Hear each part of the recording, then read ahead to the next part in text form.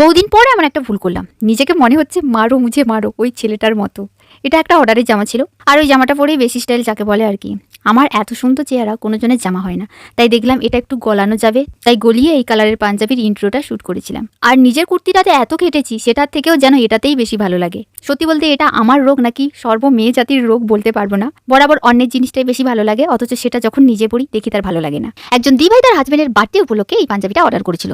সে কিন্তু royal blue বলেছিল, সরাসরি রয়্যাল ব্লু বলেনি, কিন্তু যে ডিজাইনটা পছন্দ করেছিল সেটা রয়্যাল ব্লু ছিল। তাই দিদি বলেছিল ওই কালার, আর আমি ভুলে সেটা ডায়েরিতে নেভি ব্লু লিখে ফেলেছি। এইরকম ভুল সাধারণত হয় না, এই প্রথমবার ভুল কালারের পাঞ্জাবিতে করে ফেলেছি। যাই হোক, কেন হলেও জানি না। এদিকে আমি ডিজাইন করে ছবি পাঠিয়ে দিয়েছি, দিভাইয়েরও খুব পছন্দ হয়েছে, দিভাই লাস্ট পেমেন্টও করে দিয়েছে, সব কিছু ডান। ডিসপ্যাচ করবো তখন বলছে এই কালারটা না আমি বলিনি।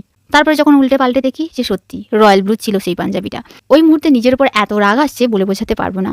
আর ঠিক ওই সময় একজন ফোন করে বলে এটা কি ওটা কি সেটা জিজ্ঞেস করেই যাচ্ছে, যেগুলো জিজ্ঞেস করার কোনো রাইটই নেই আমি মনে করি। আর রাগ আসবে না কেন, আমি তো একটা মানুষ, আমি তো আর দেবী নই।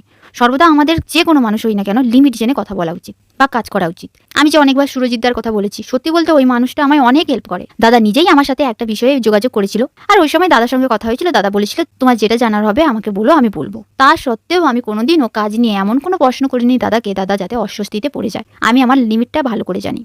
আর বাসব দত্তা আন্টি, বর্ণালিদি, শিল্পা আরও অনেকেই প্রচুর ভালো ভালো কমেন্টে আমাকে উপদেশ দিয়েছো।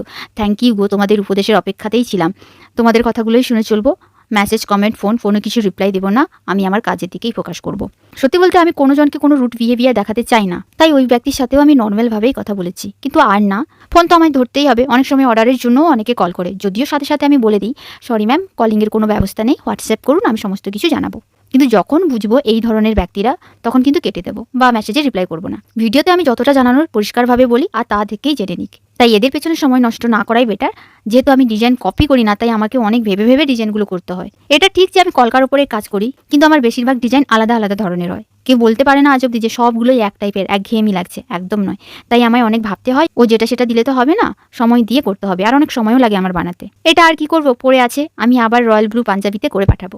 এটা সাইজ 40, কিন্তু 34 to 40 সাইজের যে কোনো জন অর্ডার করতে পারো। অবশ্যই আমি আবার দর্জির কাছে পাঠিয়ে ফিটিংস করে এনে পাঠাবো তোমাদের সাইজ অনুযায়ী।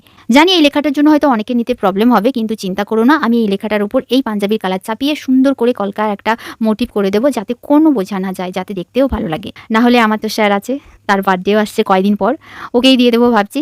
আর ওই যে বার্থডের ভিডিওটা করেছিলাম ওটা এই বছরের না, আগের বছরের। আর আমি এমনই এত লেটুস। প্রথমবার যে পাঞ্জাবিটা বানিয়ে দিয়েছিলাম আমাকে বলেছিল তোর যেই ডিজাইনটা করতে কম কষ্ট হবে, কম সময় লাগবে, তুই সেটাই করবি। তাই এটা ওকে গিফট করলে ও কোনো মাইন্ড করবে না, ও এতই একটা ভালো মনের মানুষ। হাইলাইটও করে দিয়েছি। তোমাদের কেমন ডিজাইনটা লেগেছে জানিও। দেখা হচ্ছে কালকে।